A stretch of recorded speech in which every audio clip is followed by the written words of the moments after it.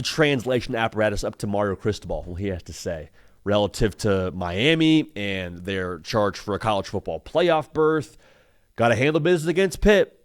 None of this discussion matters around where Miami's ranked and their playoff aspirations and this and that if you can't beat Pitt this upcoming weekend. So I thought he got a really good question about Carson Beck and his progress really here in the month of November. Go ahead and take a listen. I mean, we're finding our rhythm offensively right now, and it's a combination of a lot of things, and he's a big reason why. And I mean, there's no substitute for repetitions, but we've never used it as an excuse. But would you love to have a spring with a new quarterback and a new system? Absolutely. Those things are hard to skip, and we overcame a lot of that, in the early part of the season, but.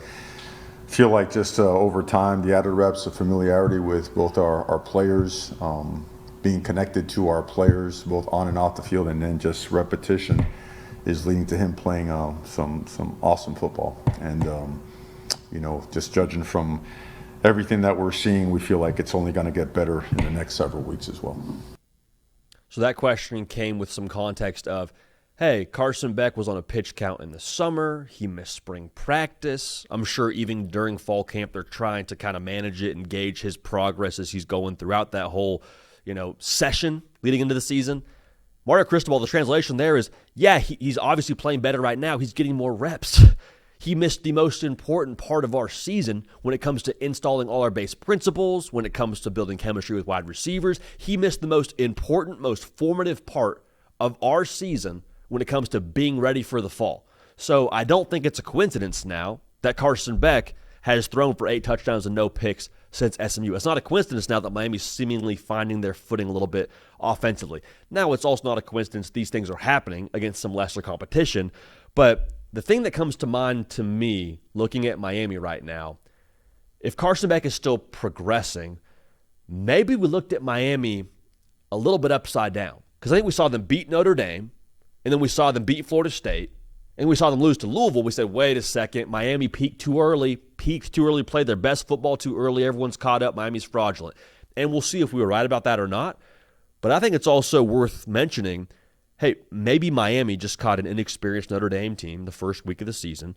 They played a Florida State team that actually wasn't really even that good.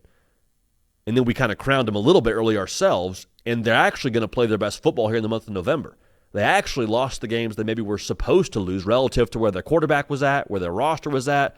Their best player offensively, I believe, is Malachi Tony's a true freshman. He's still getting more comfortable.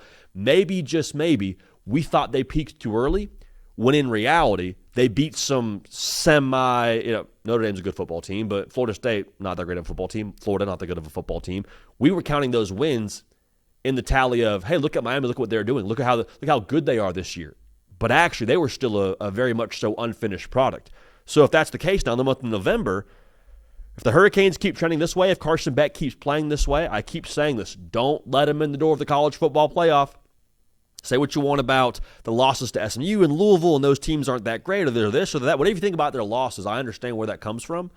But I really believe that the personnel they have on this roster and the way that Carson Beck is trending, the chemistry they're building, they would be a problem if you let them into the college football playoff. Also, let's say this. As Carson Beck is progressing and Mario Cristobal is answering the question around the reps he's getting and how he's getting better, and essentially he's not saying this, but from what I can gather, more on the same page with his weapons and more comfortable in the offense. I think back to that Louisville game. 4 interceptions, could have been 5. That last interception, though, that cost Miami the game, to me it was a chemistry thing. I'm not on the same page as my tight end. I think I have a hot. I throw it hot. Whether he was right to throw it hot or whether the tight end's wrong or whether the route was correct or not, whatever it was, very clearly someone was wrong. I think that's something that you kind of figure out in the spring, no? You kind of get dialed in during fall camp, huh?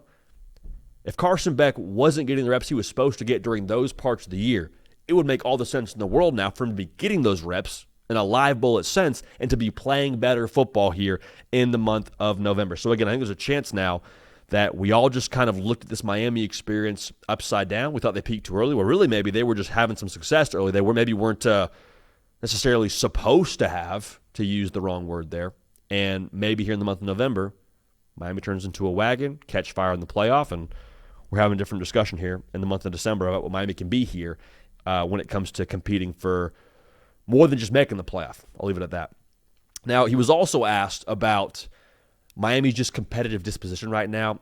For context, Miami during a timeout against Virginia Tech, they're playing Shout in the Stadium, which is a great song. Lift my hands up and shout. You've heard the song before.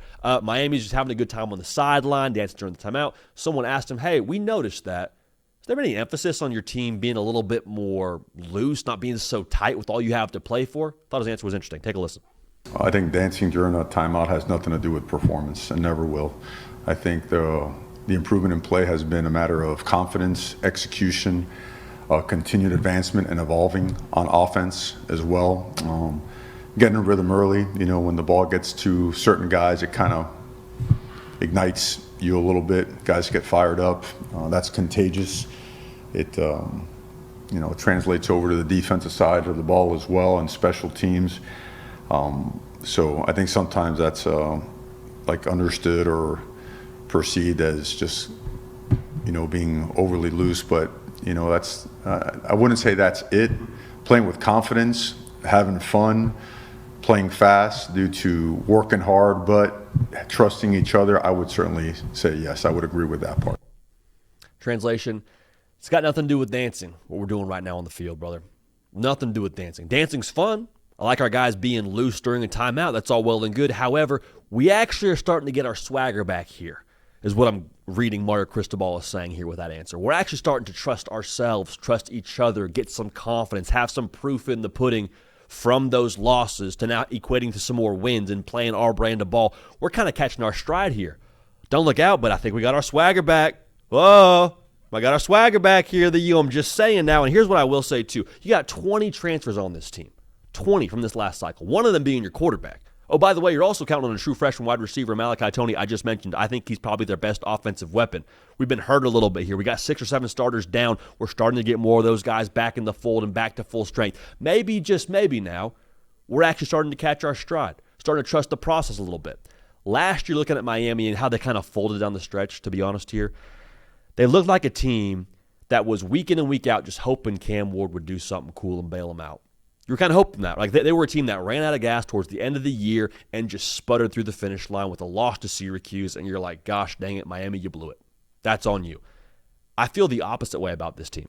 I think that they are, just what Mario Cristobal was saying, starting to gain traction, starting to figure out who they are. These 20 transfers starting to solidify themselves within their role. Carson Beck looking more comfortable after having a lack of reps during the offseason. True freshman starting to feel himself more a little bit in his role. Like all these things with Miami, it doesn't feel like it's running out of gas. It feels like it's starting to come together more and more. And so the fact that you got a question about, guys playing loose and feeling confident during a timeout, all well and good. It's a fair question to ask. I think I'd ask it too. But I think Mario Cristobal's answer was exactly right. It's got nothing to do with dancing. It's got everything to do with how we see ourselves right now, the work we're putting in to earn that confidence, the communication we have within this locker room, within this team, to be confident in each other. We're trusting the process, we're trusting each other, and good things are happening, and that's why we're playing how we're playing. And with that hard work, you feel more confident about yourself. You feel a little bit more loose because the game's been won during the week. You win a game, you win a game like back in the offseason, but during the week of preparation, you win it Monday, Tuesday, Wednesday, Thursday, have a good travel day on Friday. That's when you win football games. And Miami feels good about their process doing that, feel good about their roster. That's why they're confident. That's why they're dancing on timeouts, and that's why the vibes are good in Coral Gables right now. So some translation there from Mario Cristobal. He's a straight-up guy as it is, but hearing what he had to say about Carson Beck and his team's disposition, we'll see what happens here down the stretch for Miami, but again, you get them in the college football playoff. Let's not pretend like anyone is lining up to play the Canes.